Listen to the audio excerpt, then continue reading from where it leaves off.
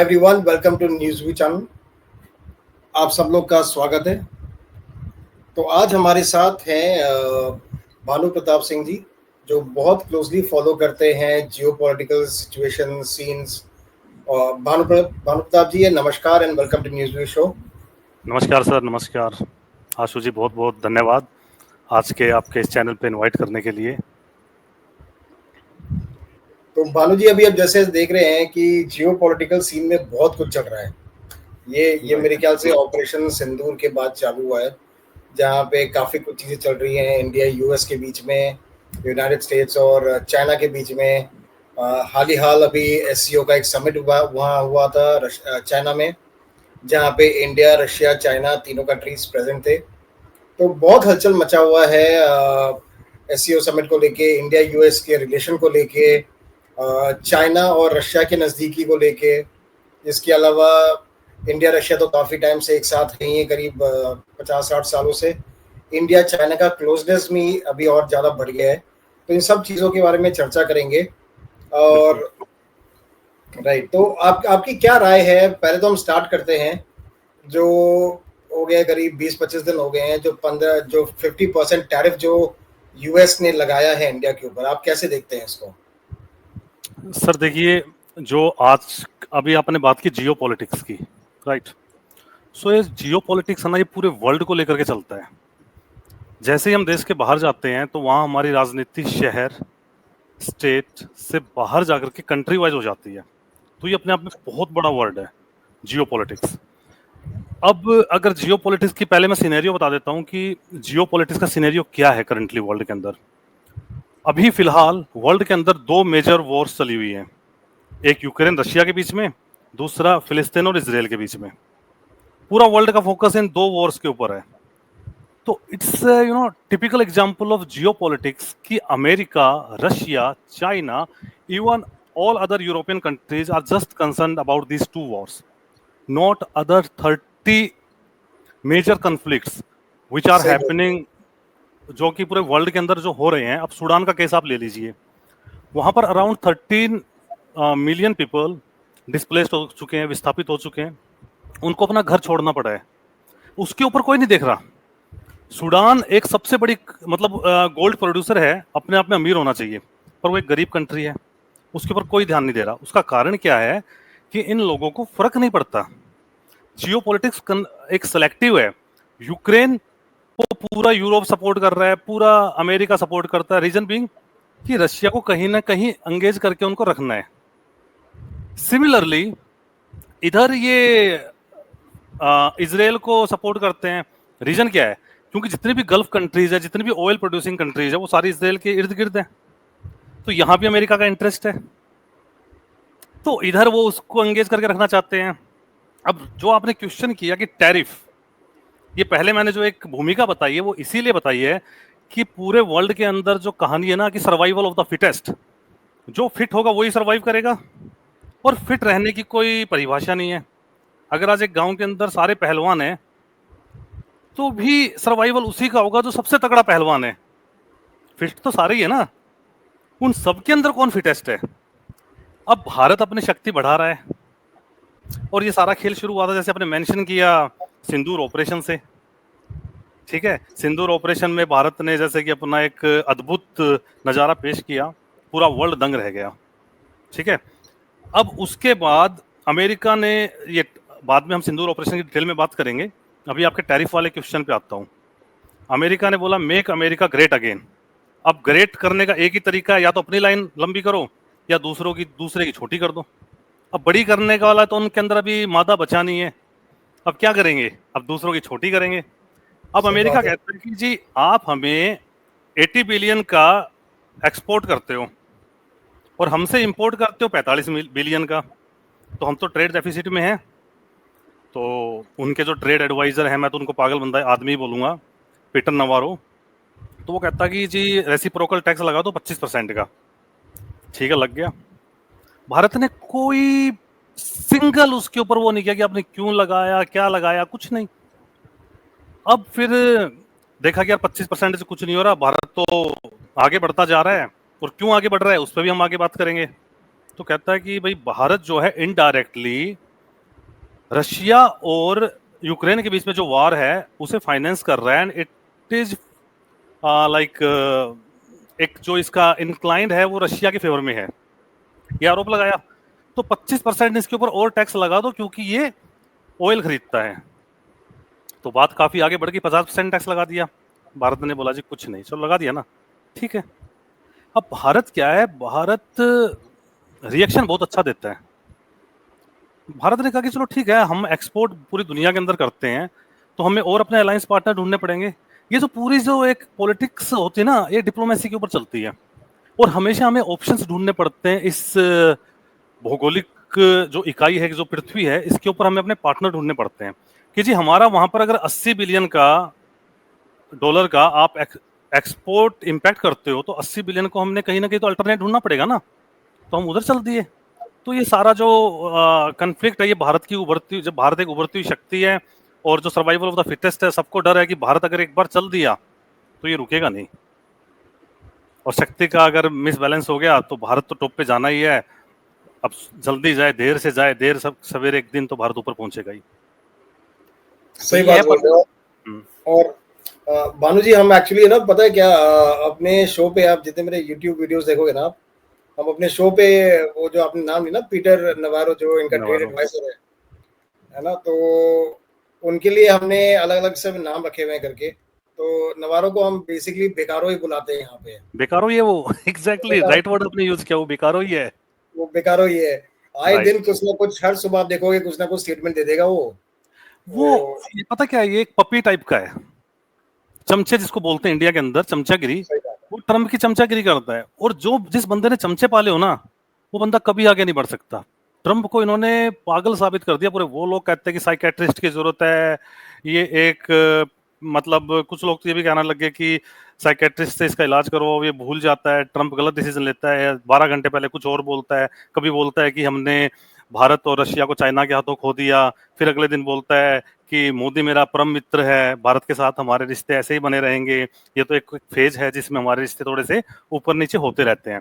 But कहीं ना कहीं जो एक कंट्रीब्यूटरी पार्ट होते हैं, फैक्टर्स होते हैं, वो आपके आसपास के लोग होते हैं, वो आपको कैसी एडवाइजेस देते हैं।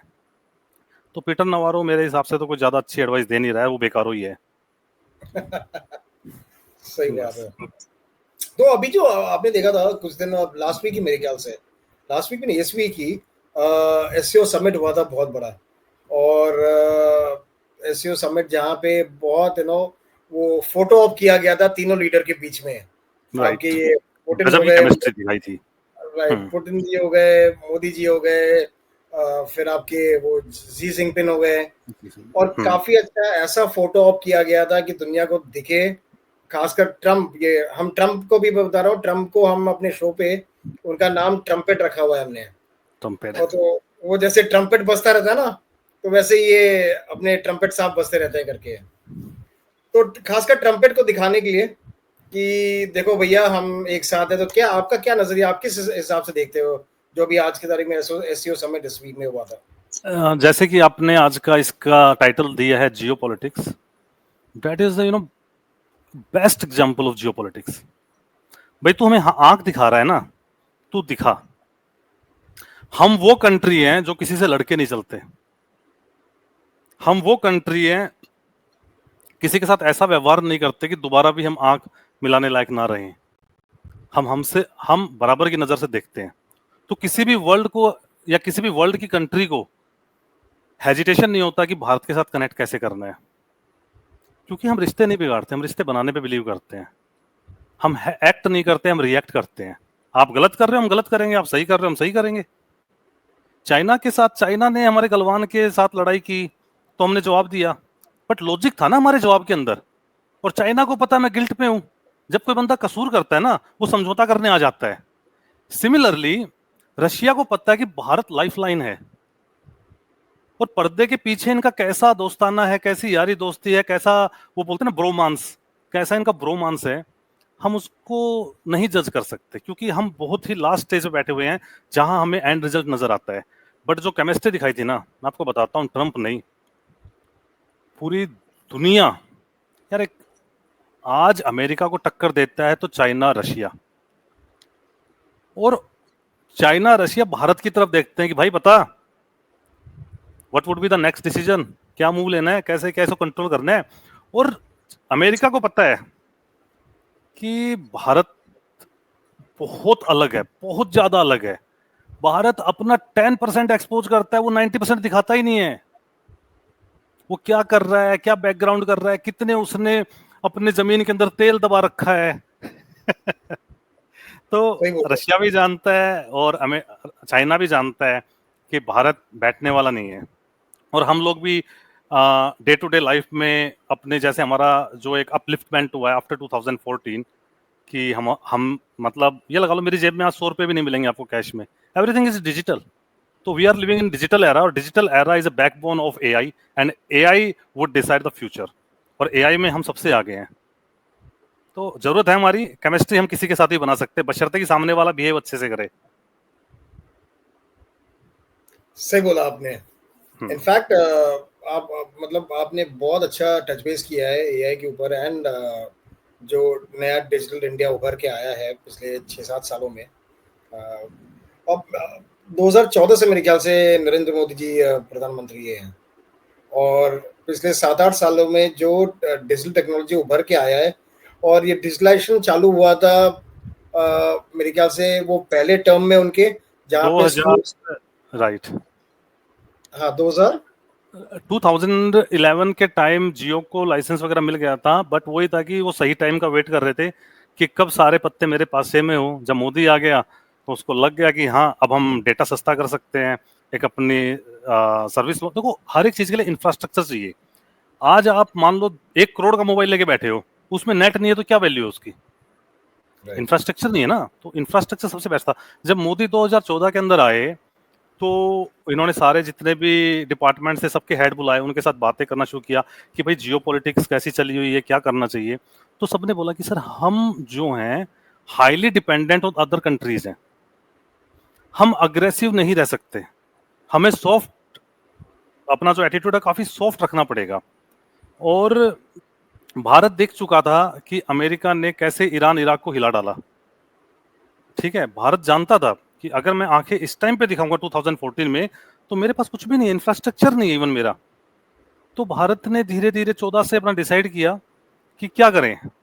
तो किसी भी देश को मजबूत करने का मतलब है, मतलब कैसे किया जा सकता है कि उसके जो सिटीजन है उनको एम्पावर किया जाए। और भारत इतना अलग है भाई, हिंदू भी है, मुस्लिम मुस्लिम भी है, सिख भी है, ईसाई भी है, अमीर भी है, गरीब भी है। इक्वालिटी तो है ही नहीं भारत के कल्चर के अंदर। आप घर से बाहर निकल जाओ, आपको you can see the multiple diversity in the culture, in the belief system. तो ऐसे देश को एम्पावर करना अपने आप में चैलेंज है। तो क्या करें? तो मोदी ने सबसे पहले बोला कि अपना इंफ्रास्ट्रक्चर बिल्ड करते हैं। कैसे करते हैं? सबसे पहले लेके आओ जो आज की जरूरत क्या है। आज की जरूरत है कनेक्शन, इंटरनेट। देखो कभी भी आप देखोगे ना, सबसे पहले कम्युनिकेशन होता है, उसके बाद में रिश्ते आगे बढ़ते हैं।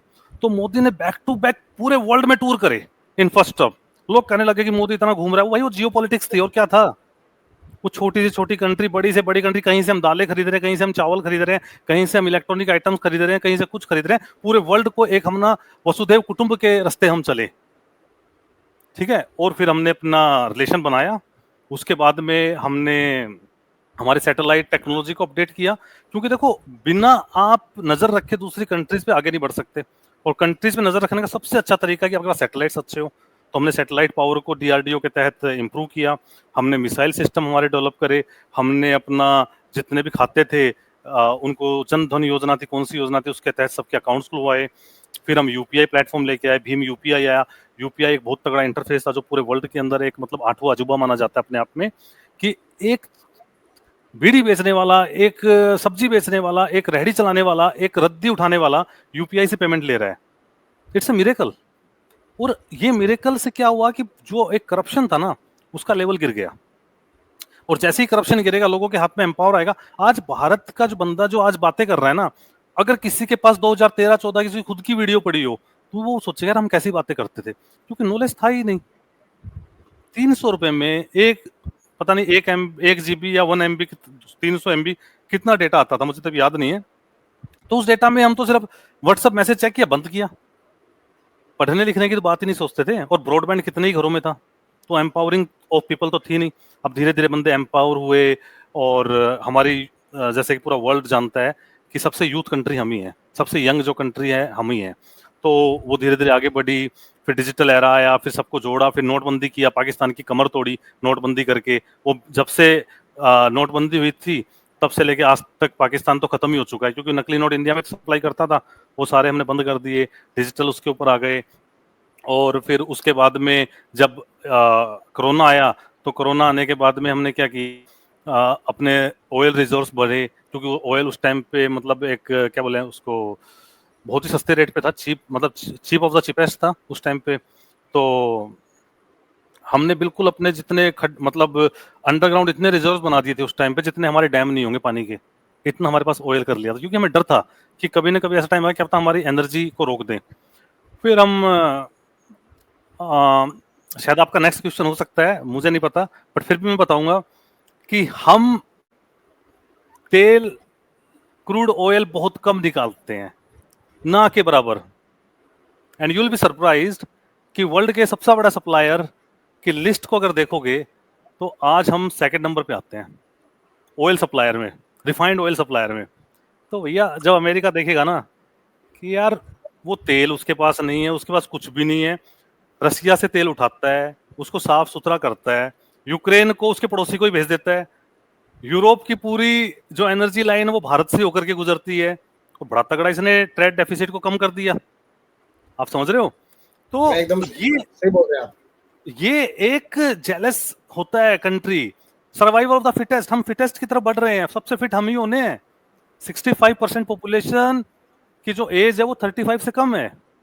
अब 35 साल से कम एज का बंदा कुछ भी कर सकता है, वो अपने आप में डायनामाइट है, वो कभी भी विस्फोट कर सकता है, कुछ भी ला सकता है, वो एनर्जी से भरा पड़ा है, उसके अंदर आइडियाज की कमी नहीं है, बशर्ते कि एक प्लेटफॉर्म दिया जाए, और वो प्लेटफॉर्म ही पब्लिक को एम्पावर करने के लिए मोदी गवर्नमेंट दे रही है।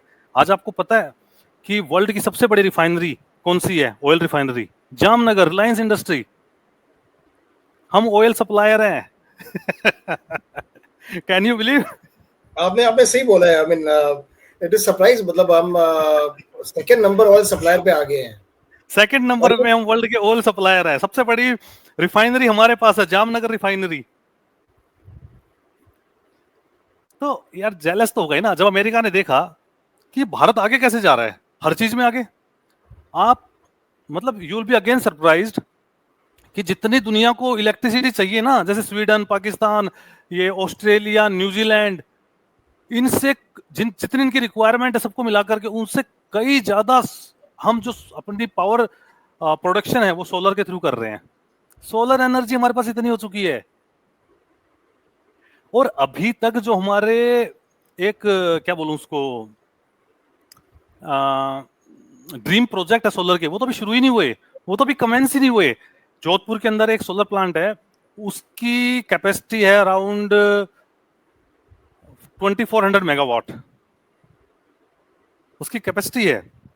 बहुत है। कर्नाटका के अंदर सोलर प्लांट है, उनकी भी 2000 प्लस मेगावाट कैपेसिटी। ऐसे भारत के अंदर मल्टीपल सोलर प्लांट है।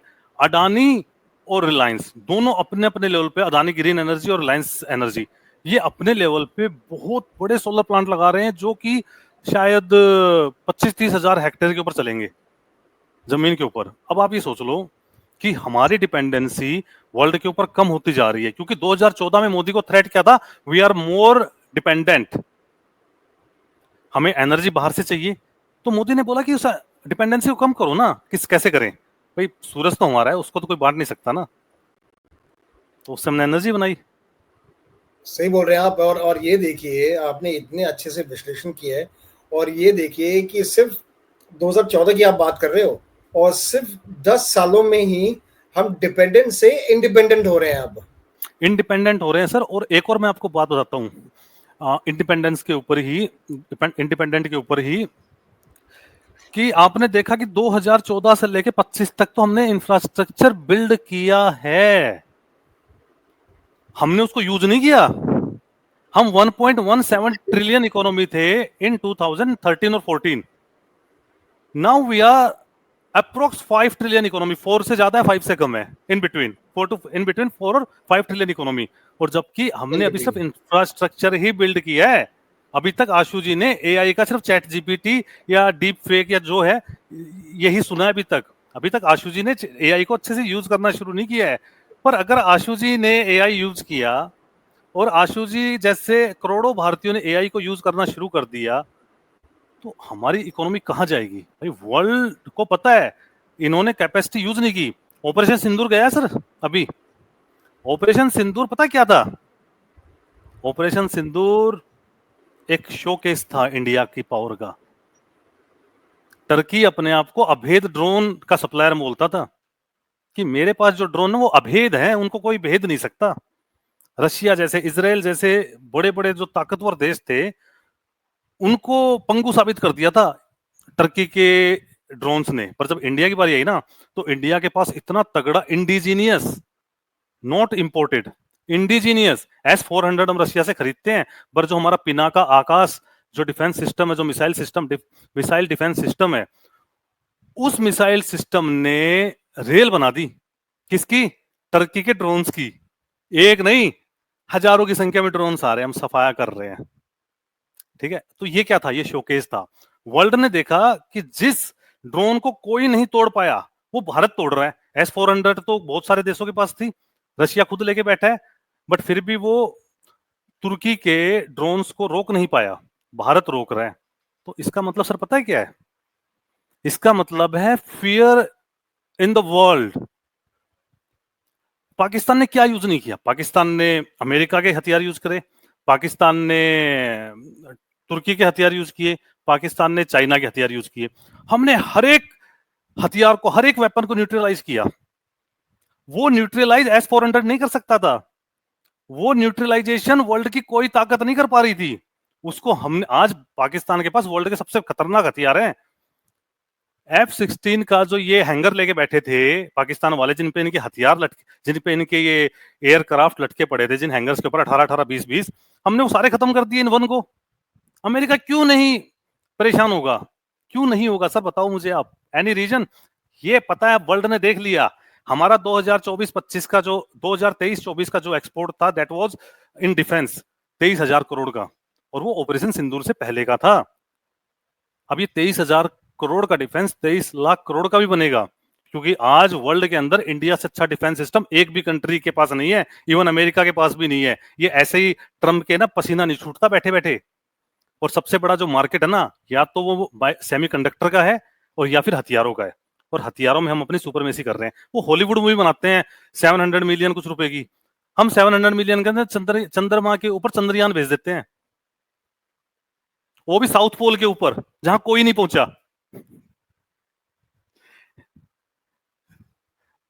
आपकी आवाज नहीं आ रही, आप म्यूट पे हो। I am sorry.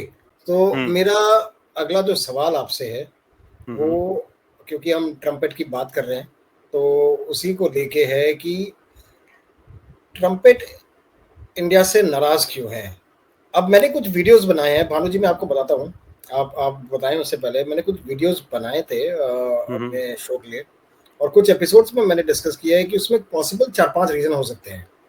देखिए, अब एक्चुअल रीजन जो नाराजगी की है, जो 50% टैरिफ लगाया है, ये अब किसी और को नहीं पता है, सिर्फ ट्रम्पेट को ही पता है कि भैया 50% टैरिफ मैंने क्यों लगाया है।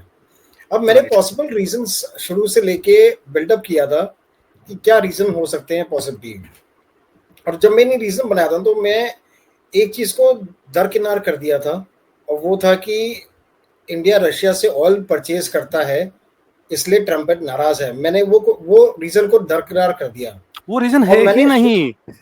हाँ, अब मैं कंप्लीट कर लूं। तो मैंने 4-5 रीजन की एक ये सोचना समझने की कोशिश की थी, और ये शुरू से मैं आपको बताता हूँ। पहला चीज तो शुरू हुआ था कि जब आपने ऑपरेशन सिंदूर खत्म हुआ था, राइट, उस टाइम ये भाई साहब ट्रम्पेट ने, ठीक है, जब डील हुआ था, जब सीज फायर हुई थी, तब उसमें बहुत शोशेबाजी करके इसने आधे घंटे पहले, इंडिया या पाकिस्तान अनाउंस करे वो सीज फायर के बीच में, उसके आधे घंटे पहले आके बट ट्रम्पेट भाई साहब ने खुद अनाउंस कर दिया कि देखो भाई साहब, इंडिया पाकिस्तान के बीच में सीज फायर हो गया।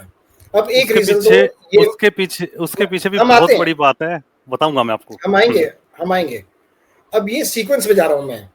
हाँ हाँ और सेकंड, इसके बाद सीधा ऑपरेशन सिंदूर के बाद जहां पे इसको क्रेडिट नहीं दिया, इंडिया ने खासकर क्रेडिट नहीं दिया, नोबेल प्राइज के और लिए। वो जो, हाँ, और हमारे जो पड़ोसी मुल्क है, मैं एक बात ना बहुत अपने एपिसोड में बोलता हूँ कि भारत और पाकिस्तान का जो बंटवारा हुआ था ना, वो रिलीजन के नाम पे नहीं हुआ था। वो बंटवारा जो हुआ था वो लॉजिक और आईक्यू के बेसिस पे हुआ था। जिन लोगों के लॉजिक और आईक्यू नहीं थे ना, उसको उस तरफ कर दिया गया, और जिन तड़ी लोगों पार के कर दिया उनको। लॉजिक को तड़ी पार कर राइट। दिया। ठीक है। और तभी तभी ये ऐसे बंदे हैं जिन्होंने जाके वहां पे गए, मीटिंग किया, बोल भी दिया कि हाँ भैया इसको नोबेल पीस प्राइज मिलना भी चाहिए। और वो तो बेवकूफों की दूसरे रीजन जमात पे है आता हूँ। पाकिस्तान। हाँ, तो वही उनका हाल है।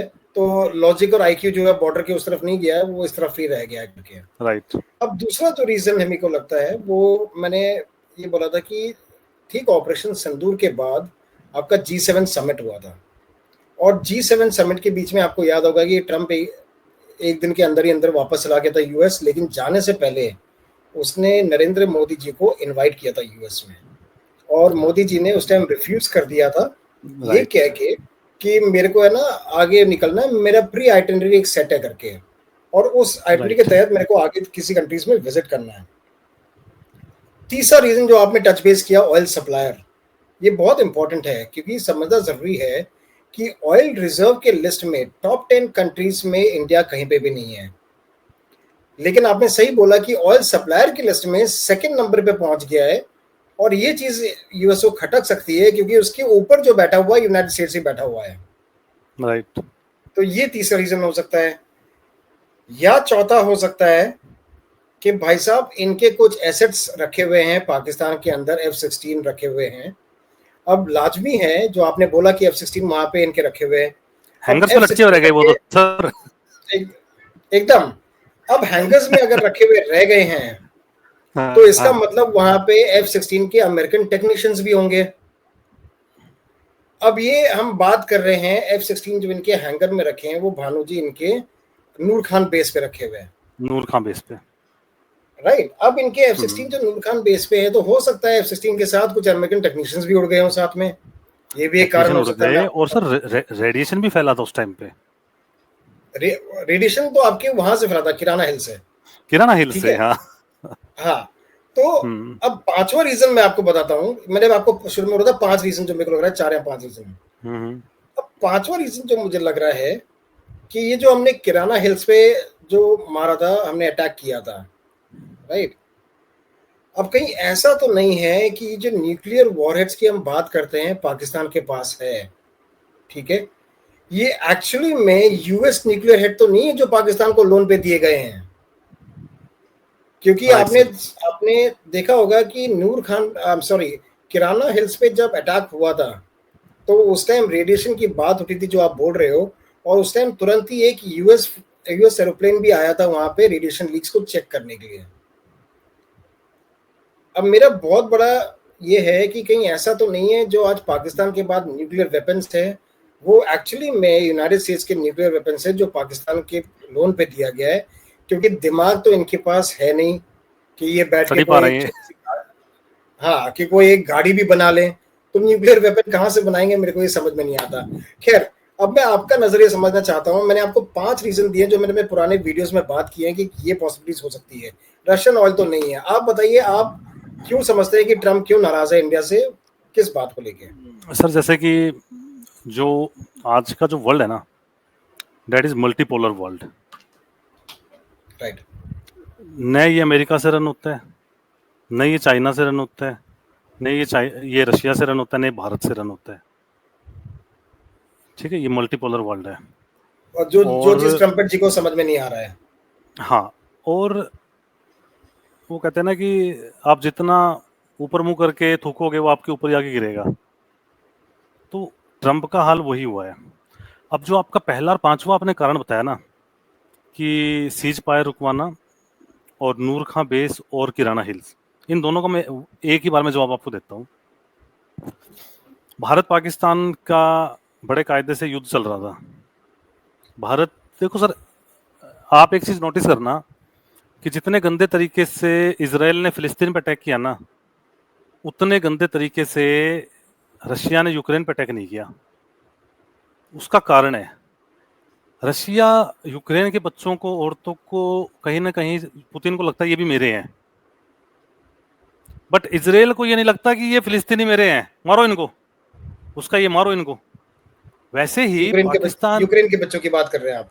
हाँ, तो वो नहीं मारता, रशिया इतना हार्ट अटैक नहीं करता। कोई यूरोप की कंट्री आके बताओ एक बार बीच में, रशिया 2 दिन के अंदर मोर बना देगा उनका।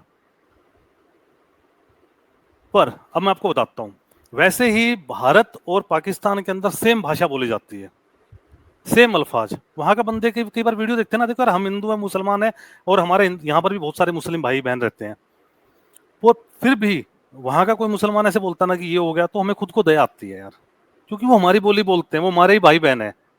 एक टाइम था, कन्वर्जन हुआ, वो मुस्लिम बन गए, वो उस कंट्री में चले गए, तो कहीं ना वो एक डीएनए होता है ना, वो कंपेल करता है कि नहीं, लोगों को नहीं मारना। मोदी नहीं मारता, कोई भी हमारे भारत का कोई भी जो एक मिनिस्टर होता है ना, वो अपने छोटे बच्चे की तरह लेके चलता है पाकिस्तान को, कि नहीं मारता। इसीलिए ये जो अभी पहलगाम वाला अटैक हुआ था, ये इतनी गुस्ताखी क्यों करते हैं? हम थोड़ा सा सख्त हुए हैं यार, बिना अंकुश की शासन नहीं होता, अंकुश हमें करना पड़ेगा उनके ऊपर, ठीक है। अब हुआ क्या कि सारा युद्ध आराम से चल रहा था, भारत उनके ड्रोन्स वगैरह वो कर रहा था, और थोड़े बहुत उनके मिलिट्री के ऊपर अटैक कर रहा था, ठीक है।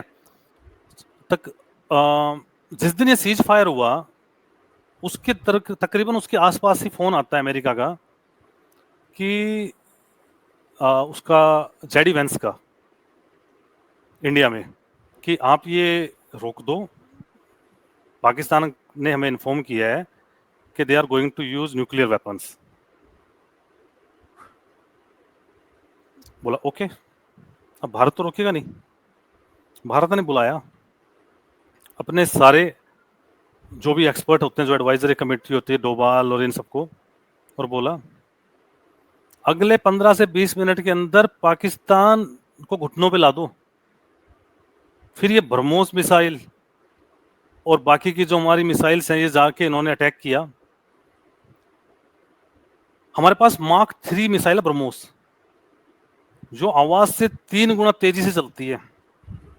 अगर ये पाकिस्तान नहीं होता ना, तो हम अग्नि मिसाइल छोड़ते, और एक झटके में पाकिस्तान खत्म था। ब्रह्मोस मिसाइल की स्पीड है 3400 किलोमीटर पर घंटा, अग्नि 5 की स्पीड है 24,000 किलोमीटर पर घंटा। वो आवाज से कितना गुना तेज चलती है, आप सोच के देखो। एक ब्रह्मोस मिसाइल गिराने से उनका न्यूक्लियर एडिशन फेल हो गया। उनके F-16 जिनसे वो भारत पे न्यूक्लियर अटैक करने सोच रहे थे ना, वो सारा का सारा खत्म हो चुका। उनके F-16 ये अपना चाइना, अमेरिका, तुर्की सदमे में चले गए थे। 20 मिनट के उस जेडी वेंस के फोन, और 20 मिनट के अंदर वो घुटनों पे ला दिया। अमेरिका फिर भागा गया कि भाई साहब ये क्या हुआ, यहाँ तो सब कुछ फोड़ डाल दिया, हमारे पास कुछ बचा ही नहीं, अटैक किससे करें। और जो आप कह रहे हैं ना लोन लेकर, हो सकता है अमेरिका का हो, पर वी आर नॉट श्योर। तो इतना बड़ा एक प्लेटफॉर्म के ऊपर हम क्लेम नहीं कर सकते, बट हाँ, ये साले जाहिल लोगों के पास इतना अकल नहीं है कि परमाणु बम बना दें। एक बहुत तभी मैंने बोला ये चार पांच पॉसिबिलिटीज हो सकते हैं। अगर इंडिया ने परमाणु बम बनाया ना, तो इंडिया ने सैटेलाइट भी बनाए हैं, तो इंडिया ने मिसाइल्स भी बनाई हैं, इंडिया ने खुद के हथियार भी बनाए हैं। वो भारत के आईक्यू लेवल को बताता है। ये गधे बेचने वाले लोग, मतलब एक अजीबो गरीब सेंस है कि ठीक है, तो इनको घुटनों पे ला दिया। फिर अमेरिका का फोन आता है कि उनके न्यूक्लियर साइट्स लीक हो गई हैं, भारत आप मान जाओ, ठीक है। फिर भारत और के जो पॉइंट थे, और पाकिस्तान का जो जनरल ऑफ द मिलिट्री जो भी होते हैं, इनके जो ऑफिशियल्स होते बड़े वाले, इन्होंने, पाकिस्तान ने फोन करके रिक्वेस्ट करी, तब भारत ने रोका, ना कि ट्रंप के कहने पे। और जिस दिन ये युद्ध रुका था, उस दिन रात को मीडिया, अगर आपने चैनल्स देखे हो ना, तो सारे चैनल से सन्नाटा पसरा पड़ा था। सीज फायर होने के बाद बिल्कुल चुप सारे के सारे, ऐसा लग रहा, आप कभी यूट्यूब पे उनकी वीडियोस उठा के देखना, वो सारे एकदम शॉकिंग थे, जितने भी, चाहे वो आज तक हो, चाहे वो एनडीटीवी हो, चाहे वो आर भारत हो, या अपना CNN हो, कोई भी चैनल थे जो भी हमारे नेशनल मीडियाज थी, उनके गेस्ट और उनके एंकर एकदम शांत, क्योंकि भारत ये डर हो गया था उस टाइम पे कि अब न्यूक्लियर ब्लास्ट होगा। जो ब्रह्मोस मिसाइल लगी थी ना, उनके 4 बार तो भूकंप आए हैं, अर्थक्वेक, 4 लेवल की तीव्रता से ब्रह्मोस मिसाइल के लगने के बाद, और वो जबकि हमारी 3400 किलोमीटर पर घंटे की रफ्तार वाली थी। अगर हम अग्नि मिसाइल डाल देते ना, तो आप समझ लो पाकिस्तान आज नक्शे में नहीं मिलता, हो सकता है हमारा थोड़ा बहुत भारत भी चला जाता, क्योंकि परमाणु अगर उड़ेगा तो कुछ ना कुछ हमारा भी लेके जाएगा। है तो हम एक ही कंट्री, बस वो है कि 47 में अलग अलग हो गए, और कभी चाहा, उनका हृदय परिवर्तन हुआ, वो सारे हिंदू बने, तो हम फिर क्या पता फिर से एक अखंड भारत हो जाए। टाइम टाइम की बात है, ठीक है। तो हुआ क्या, अब ये बैकफुट पे आ गया, तो वो इसके अंदर खींच थी, एक खींच कि तू भारत को रोकने के लिए बोल रहा था, भारत ने 15 मिनट के अंदर तुझे खींच दिया, और फिर तू रिक्वेस्ट ले आया। जेडी वेंस भारत को डराने की कोशिश करता है, भैया धमकी नहीं चलेगी। हमारे घर में कितने मेंबर है, किसको क्या आता है तुम्हें नहीं पता, भारत अपने आप में बहुत तगड़ा है। अब सेकंड बात थी, अब क्या हुआ, देखो एक बार किसी की बेइज्जती हो जाती है ना, या एक बार जो शतरंज हार जाता है, वो दोबारा बोलता है भैया एक बार ही और खेल लो मेरे साथ, एक बार शतरंज और खेल लो, क्या पता हम नॉक ऑफ कर दें, आपस में 1-1 का हो जाए। और अगर जीत के बाद आप ये बोल दो मैं नहीं खेल रहा, बस जिसको मैं हरा देता हूं उसके साथ नहीं खेलता, वो जिंदगी भर हार का दंश लेके घूमता रहेगा। अब यही हुआ, भारत, इंडियन पीएम शायद कनाडा में थे उस टाइम पे, और फोन आता है इसका ट्रंप का कि ये जो मुनीर है ये आया हुआ है, आप भी आ जाओ। बोला कि नहीं जी हमारे भारत में मुझे बहुत सारे काम है, अभी मैं नहीं आ सकता, व्यस्तता के कारण मैं आपको मना करता हूँ। तो देखो, एक बड़े बंदे को मना करने के लिए गट्स चाहिए जो हमारे अंदर है, और गट्स है ना खोखले बैकग्राउंड से नहीं आते। जब बैकग्राउंड पीछे सॉलिड होता है ना, जो 2014 में नहीं था, जो अब है, वो सॉलिड बैकग्राउंड की वजह से मोदी ने 1 मिनट में बोल दिया भाई नहीं आ रहा, भाई मैं अपने घर जा रहा हूँ, ठीक है, मेरे बच्चे हैं, मेरा देश है, मेरा सब कुछ मुझे संभालना है, मैं इन फालतू के। और मैं आपको बताऊं, ये बहुत सही आपने बात बोली है कि आसिम मुनीर जो है, ठीक है, इसको हम वैसे गश्त मार्शल बोलते हैं, गश्त नहीं, दश्त मार्शल। दश्त मार्शल आसिम मुनीर को अपने शो पे क्यों बोलते हैं, क्योंकि बलूचिस्तान तो इनकी जिंदगी के पीछे पड़ा हुआ है, ठीक है, और बलूच में फील्ड को दश्त बोलते हैं, तो इसको हम लोग दश्त मार्शल बोलते हैं। तो आप सही बोल रहे थे कि ये चाहता था आसिम मुनीर वहां पे है, मोदी साहब भी वहां पे पहुंचे, और अगले दिन के पेपर में ये बीच में खड़ा हो और दोनों साइड में खड़ा हो, हाथ मिलाते हुए एक बहुत बड़ा फोटो ऑप हो जाए, जो मोदी साहब ने इसका मंशे पे पूरा पानी फेर दिया। देखो मेरे दादाजी, जो मेरे परदादा थे, उनका नाम था ठाकुर रणपत सिंह। वो बीच में शेर रखते थे, दोनों साइड बकरियां रखते थे, और शेर की हिम्मत नहीं होती थी बकरी को बोल जाए। नॉर्थ पंजाब के जेलदार थे ठाकुर रणपत सिंह, जो मेरे परदादा थे। अब ये वो बकरियां बनाना चाह रहा था, अरे भारत शेर है, बब्बर शेर है, ठीक है, तो वो खेल नहीं चला इसका, इस बाजी पलट गई। आपने सही कहा, वो दोनों साइड में खड़ा करके खुद बीच में खड़ा होकर के दिखाना चाहता था कि देखो मैंने सुलह करा दी, now I am entitled for, कौन सा वो आप अवार्ड बोल रहे हो, नोबल पीस प्राइज। नोबल नहीं, नोबाल पीस अवार्ड मिलेगा इसको। सही बोल रहे हैं, इसको नोबेल नहीं मिलना चाहिए, नोबाल पीस भाई अवार्ड मिलना साहब। चाहिए। ये तो मतलब उस अवार्ड के पीछे पागलों से हाथ धो के पीछे पड़ गया है। हाँ, अभी कुछ टाइम पहले आया था कि मैंने 7 या 8 युद्ध रुकवाए हैं, पता नहीं दुनिया में कहाँ इसने 7 और 8 युद्ध चल रहे हैं। ये इसकी एक इमेजिनरी वर्ल्ड है, एक जो ये इल्यूजन जो इसको क्रिएट करता है अपने मन में, ये वहां रुकवाता है। ये गलत नहीं कह रहा, उसका एक अपना इल्यूजनरी वर्ल्ड है वो, भैया होता है अपना अपना। सही बात तो है। अब हम निकले कहां से, अब आपने 4-5 कारण बोले थे, तो आपने एक ऑयल सप्लायर का बोला था। तो यार देखो, ऑब्वियसली है, जो कल तक जिसको हम कठपुतली का देश कहते थे भारत को, जो कि अपने जमाने में सोने की चिड़िया होता था, तो वो वापस सोने की चिड़िया बनेगा। देखो पेड़ की शाखाएं कट जाएंगी, पेड़ जिंदा है तो दोबारा पत्ते आएंगे ना, तो हमारे पत्ते वापस आ रहे हैं। अब डीएनए तो वही है, जज्बा तो वही है तो भगवान राम के वंशज ही सारे, आगे तो बढ़ेंगे। तो बस ठीक है, कोई नहीं, हमने फिर से अपना नंबर 2 पे ऑयल सप्लायर में आ गए। बेशक हमारे पास तेल है नहीं है, बेचते तो हैं, तो वो इसको बुरा लगा। अब देखो, आप वेनेजुएला का हाल देखो, वेनेजुएला के और अमेरिका का वॉर होने वाला है, और क्यों होने वाला है? Just because of thrust for power. तो वेनेजुएला वर्ल्ड में नंबर 1 ऑयल सप्लायर है, आपको पता ही है। और अब शायद रिफाइनरी, अब शायद वर्ल्ड नंबर 1 रहा नहीं रहा, क्योंकि वहां पर अब वो जो पहले पब्लिक प्राइवेट वाला सिस्टम था वो सारा पब्लिक हाथों में चला गया, तो वहां पर करप्शन वेनेजुएला में ज्यादा हो गया है। बट स्टिल अमेरिका की नजर वेनेजुएला के ऊपर है। वेनेजुएला के ऊपर क्यों है? कि वो उसको कब्जाना चाहता है, क्योंकि नंबर 2 जो वर्ल्ड की ऑयल रिफाइनरी वेनेजुएला के अंदर है, तो वहां भी ये डर्टी पॉलिटिक्स खेल रहा है।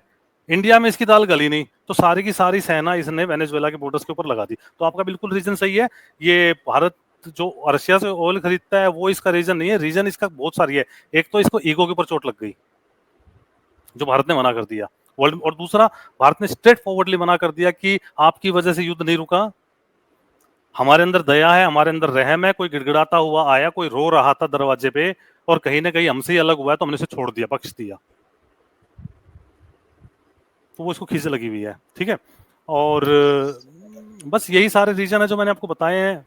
अब बात अगर आप जियो पॉलिटिक्स की करंट सिनेरियो की करो, तो देखो, भारत है ना एक बैलेंस लेके चलता है। ऐसा नहीं है कि हम एक से हाथ मिलाने के चक्कर में दूसरे को छोड़ दें। बेशक से अब जैसे चाहे बेशक हमारे वर्ल्ड के अंदर रिलेशन अभी कैसे भी रहे हो, ठीक है। अभी कुछ कई बार दफे क्या होता है कि हमारा कोई बहुत ही ज्यादा इंपॉर्टेंट पार्टनरशिप होती है किसी के साथ, और वो थोड़े से किसी एक व्यक्ति की वजह से खराब नहीं हो सकती, ठीक है।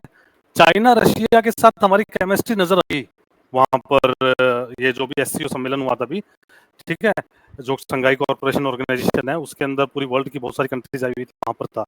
बट हम क्वाड के भी पार्ट, क्वाड के अंदर हमारे साथ America, India, Australia and Japan, ठीक है।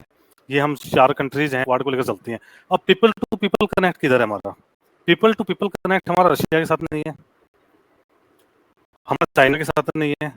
पीपल टू पीपल कनेक्ट हमारा अमेरिका के साथ है। आज गुड़गांव के अंदर, मुंबई के अंदर, बैंक के अंदर, हैदराबाद के अंदर जो लोग बैठे होते हैं हमारे जैसे, आप जैसे जो काम करते हैं, वो डायरेक्ट न्यूयॉर्क में बात करते हैं। ये जो भी है ऑफिसेज वगैरह होते हैं वो वहां कनेक्ट करते हैं। तो हमारा जो पीपल टू पीपल कनेक्ट है ना, वो अमेरिका के साथ है।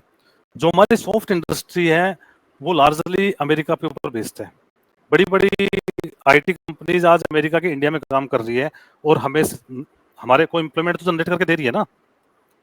तो हम अमेरिका को ऐसे खो नहीं सकते, और हमें बैलेंस बना करके चलना है। That is for sure.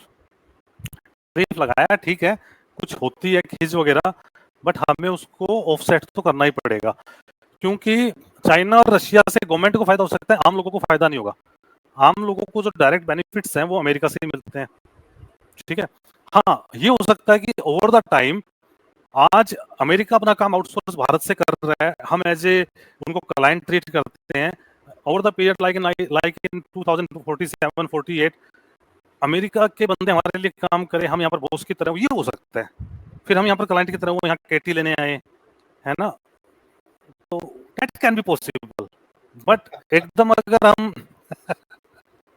पर अगर एकदम से हम पैर पीछे खींच लेंगे ना तो हमारा नुकसान है। तो हमें बैलेंस बना के चलना है। लेकिन आपने अब तो मैं अच्छा, आपने बहुत अच्छा एक नोट अभी टच किया है, वो है कि हमें अमेरिका जरूरत है क्योंकि फॉर आवर पीपल, ठीक है। इसका एक क्लासिक एग्जांपल देता हूँ, ठीक है, कि जो आपने बोला कि चाइना से है ना हमारे पीपल का बेनिफिट नहीं हो सकता है। इसका क्लासिक एग्जांपल है, आप देखिए पाकिस्तान जो है, पाकिस्तान से चाइना वहां पे कितने सालों से है, लेकिन पाकिस्तान के पीपल का बेनिफिट नहीं हुआ चाइना के वहां पे होने से। पाकिस्तान के जो ऊपर लेवल है ना, आर्मी जनरल्स हो गए, चीफ ऑफ मार्शल्स हो गए, वो सारे जो है वो बहुत ही अच्छा नोट छाप रहे हैं बैठ के। लेकिन चाइना जितने सालों में, आपने सही बात बोला कि पीपल का बेनिफिट चाइना से नहीं हो सकता है। बहुत क्लासिक एग्जांपल है ये। अब देखो, मैं खुद अमेरिकन कंपनी में 15 सालों से नौकरी कर रहा हूँ, और जो भी मतलब देखो यार, सिंपल सी बात है, we are in the multipolar world, we are interconnected, we are benefiting each other, and we all are living in the win win situation, ठीक है। तो जहाँ विन विन सिचुएशन होगी तो वहाँ गिव एंड टेक होगा। जो पहले बार्टर सिस्टम होता था, आज कोई टेक्नोलॉजी दे रहा है तो कोई अपनी मैन पावर दे रहा है। We are the country of 1.4 billion people, और जब जहाँ इतनी बड़ी पॉपुलेशन हो तो वहाँ तो हमें वसुधैव कुटुंब के रास्ते पे ही चलना पड़ेगा। डिप्लोमेसी हमारी हाई लेवल की होनी ही चाहिए। हम ना किसी को आंख दिखा सकते, न किसी से आंख चुरा सकते। हम आंखों में आंख डाल के बात करेंगे, ठीक है। चाइना हमारा कभी फ्रेंडली नेशन हुआ ही नहीं, ठीक है। मैं समय आ के रहा था, साथ मैं आई एम सॉरी, मैं ये आपको इंटरप्ट कर रहा हूँ। मैं, मेरा ये लास्ट क्वेश्चन है आपसे। मैं आ रहा था इसी चीज पे कि अभी जो हाल फिलहाल आप देख रहे हैं चाइना और इंडिया के बीच में जो दोस्ती और नया रोमांस चल रहा है अब, ठीक है, रोमांस राइट। तो एट पीक। आप हाँ, एट पीक। अब ये लास्ट क्वेश्चन है मेरा कि आप कैसे देखते हैं इसको, ये चाइना और इंडिया के बीच में जो नया रोमांस चल रहा है? देखो सर, दो सगे भाई भी हो ना, और अगर एक भाई की डिपेंडेंसी दूसरे भाई पे ज्यादा बढ़ जाए तो जो कैपेबल है ना वो आंख दिखाने लग जाता है। और यहाँ तो भाई भी नहीं है, तो कट्टर दुश्मन है। तो ठीक है, समय कुछ ऐसा आया कि एक हथौड़े से चाइना को पीटा और एक हथौड़े से भारत को पीटा। तो जब एक दुश्मन दोनों का साथ हो जाता है तो दो दुश्मन दोस्त बन जाते हैं। Russia is a different country, different aspect. वो हमारा एक ऑल वेदर फ्रेंड है, but China is not our all weather friend. China compelled by the, और सिचुएशन ने उसे मजबूर किया कि हमारे साथ आने के लिए। वो आज मीठी मीठी बातें कर रहा है, पर चाइना कब रंग बदलते गॉड नोज। तो हम चाइना के ऊपर विश्वास नहीं कर सकते, एंड हम चाइना के ऊपर हैवीली डिपेंडेंट है।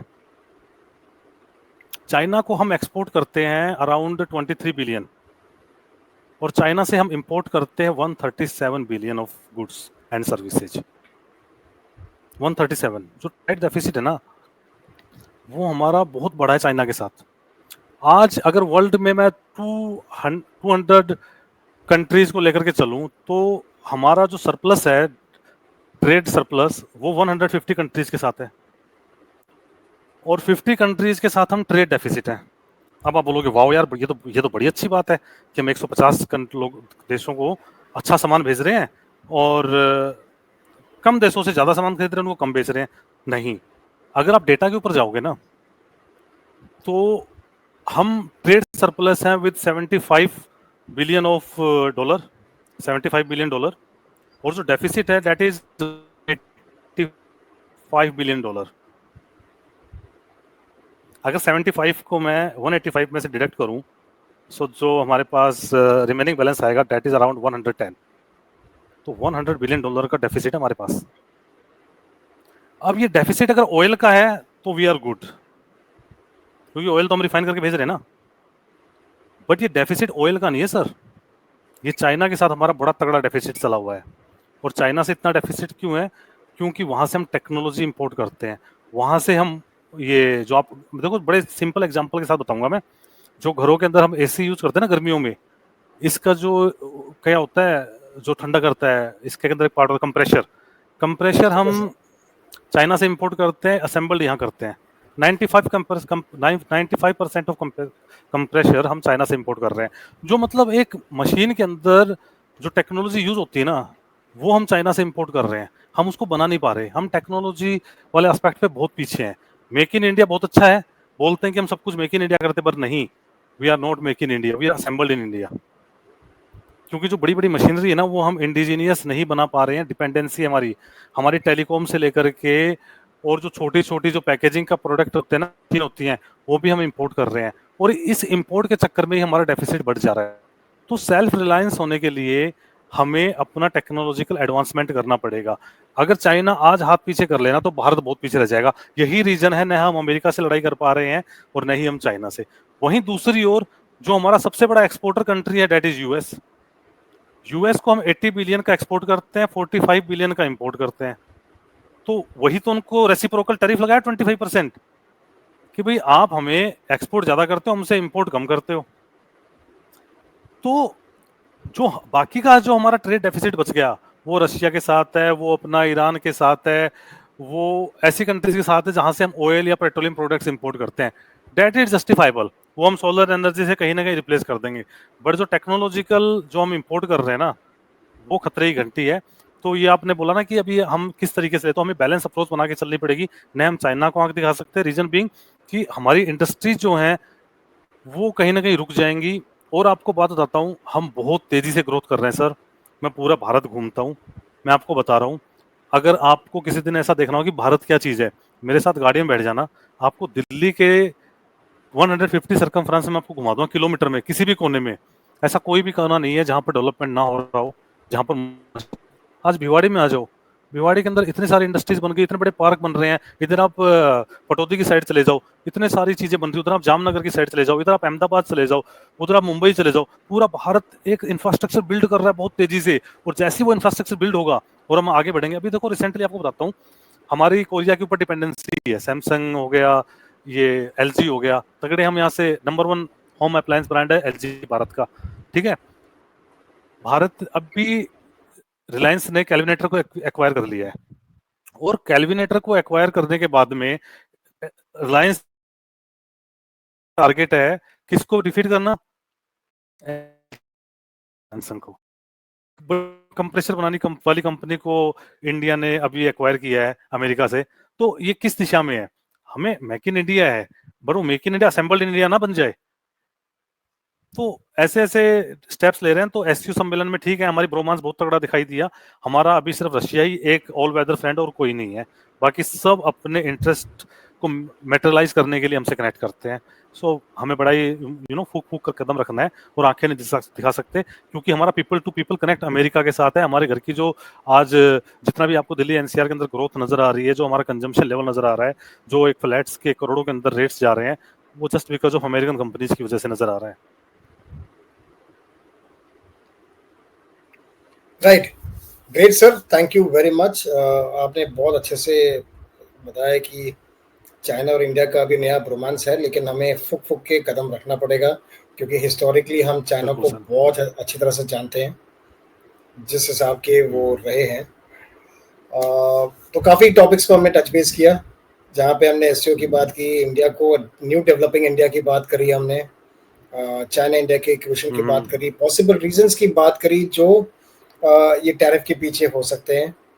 मैं बहुत बहुत धन्यवाद देता हूँ आपका कि आपने टाइम निकाला, हमारे न्यूज़ व्यू शो पे आए हैं। उम्मीद करता हूँ आगे भी आपसे मुलाकात होगी, और भी इंसाइट्स आपसे मिलेगी हमारे व्यूअर्स को, हमारे दर्शकों को जो हमारा चैनल देखते हैं। बहुत बहुत धन्यवाद, थैंक यू। बहुत बहुत धन्यवाद सर आपका, आपने मौका दिया।